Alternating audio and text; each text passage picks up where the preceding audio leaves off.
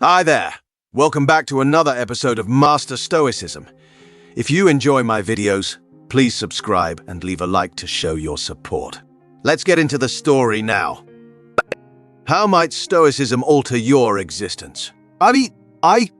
Without sounding too dramatic, I would argue that Stoicism prevented me from becoming totally bald, prevented me from getting an ulcer or several, and significantly enhanced my perspective on life.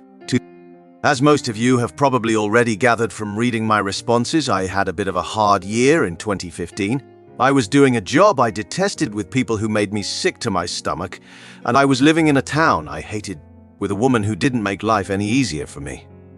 For a whole year, I had to witness my dreams crumble, my obligations grow, and my money go. Despite my successful escape from that predicament, my perspective on life remained unchanged. It was embarrassing that I was living with my parents. Or maybe I should say that I let it make me feel inferior. My dreams continued to seem unattainable. My impatience stems from my desire to achieve and accomplish goals quickly. I was so conceited that I thought someone with my talent and intelligence ought to have succeeded in life far sooner than I was. I so constantly chastised myself because I felt embarrassed of myself. Physically, I was in terrible shape too. I was always exhausted, overweight, and in pain.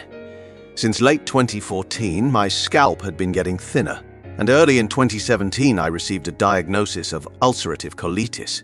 It's probably reasonable to say that my body was being killed by my head. The time for a relaunch had come. Many of the principles in Marcus Aurelius's meditations resonated with me when I first started reading them in 2015. However, it wasn't until I read Sharon Lebel's The Art of Living, which is essentially an updated version of Epictetus's Enchiridion, that I believe I truly began to comprehend and value Stoicism and its potential benefits. Compared to the dense translation of Marcus Aurelius's meditations that I had read a year prior, that was easy to understand.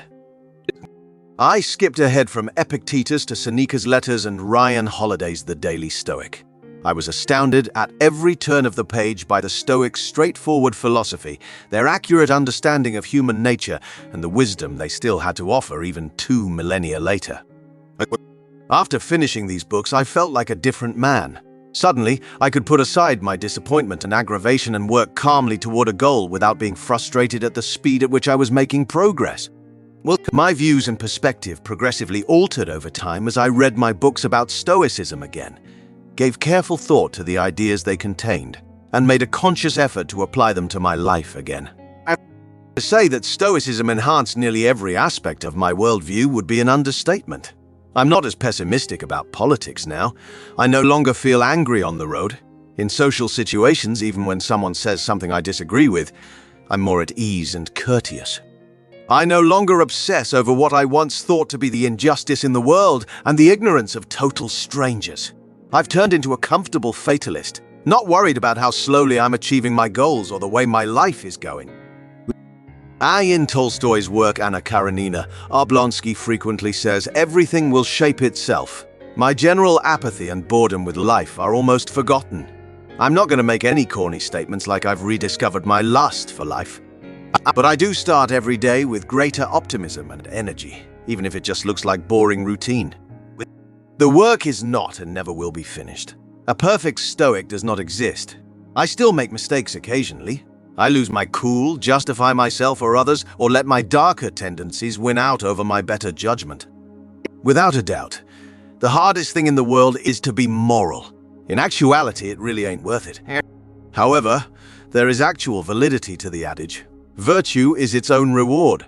I feel, well, like a real human being when I can successfully apply a Stoic principle to my life and maintain my composure when all my instincts tell me to become angry and passionate. A decent, reasonable, capable person, aka the better man. And what a wonderful feeling that is. Being a more moral person when you go to bed than when you wake up is incredibly fulfilling. To be honest, I've become quite addicted to it. The fact that I accomplished everything on my own is perhaps the most fulfilling aspect. This is the constructive thing I did in my life. I deliberately and assiduously adjusted my perspective. Of course, I profited from the knowledge that Epictetus, Seneca, and Marcus Aurelius had imparted millennia before I was born, but I also chose to open their writings, understand their ideas, and apply them to my own life. Had I not taken that decision, I would still not have known about the teachings of the Stoics and would still be the same conceited, resentful, and irritated asshole that I had always been. It's difficult to imagine a worse outcome. That's what Stoicism accomplished for me anyway. I was able to free myself from a number of quite harmful mental attitudes because to it. It gave me some much-needed perspective on life and taught me how to handle any situation with composure and reason. Perhaps most importantly, though, was that it taught me how to be modest, which ironically helped me to reclaim a healthy dose of pride and self-worth. 2. I must admit that I am not really serious about practicing Stoicism at this point in my life. However, there came a moment when I made a concerted effort to maintain my Stoicism. That being said, I believe Stoicism requires more than merely reading and drawing inspiration from the timeless quotes of Marcus Aurelius, which I did. It possesses a whole epistemic framework in and of itself. I follow Buddhism as well. Additionally, the two of them have certain things in common. Therefore, whether consciously or unknowingly, I was actually achieving Buddhist ideals when I began devoting myself to Stoic values, albeit with a great motivation from Stoicism. I became more conscientious as I began to implement Marcus Aurelius' advice and began to realize its value in my daily life. The turbulent ways in which my interpersonal connections are going might seem insignificant to me, at least on the surface. People in the vicinity would take advantage of their responsiveness. In contrast, I made an effort to steer my ship steadily and win my internal conflict. Even if someone was mean to me, I would still attempt to be kind to them. The whims and temper tantrums in my head would try to topple me, but I wasn't going down without a fight. I wouldn't give in to them so easily. I started to seem like a tiresome person to others. As relentless as the waves crashing onto the coast, I would work hard to achieve my objectives. I wanted to become the epitome of poise and determination. I'm not sure how successful I was. Later in life, I adopted Wu Wei and a Taoist rhythm which runs against Stoicism in many respects. 3. I recall that when I was 12 years old, I began to have problems with my parents. Initially, they accused me of robbing them of money, and later on, they said that I had taken a phone and sold it. I wanted to flee, but I had nowhere to go, so I just stayed and wasn't fed during that time. I was extremely naive and didn't know how to handle the situation at hand, so they chained me to the floor and beat me till I had severe marks all over my back. I was surprised to learn that there was another location called home where I might go and remain when someone questioned me later that year. It turned out that I was an orphan, and that the people I had assumed to be my parents were actually my guardians. I returned home and have remained there ever since. You may think that things got better, but they didn't because my family trusted my guardian so much and thought I was a thief. As a result, I was beaten again when my cousin, who was then staying at our house, lost KS 500. Life continued, but I never recovered from those experiences. And ever since, I've been unlucky.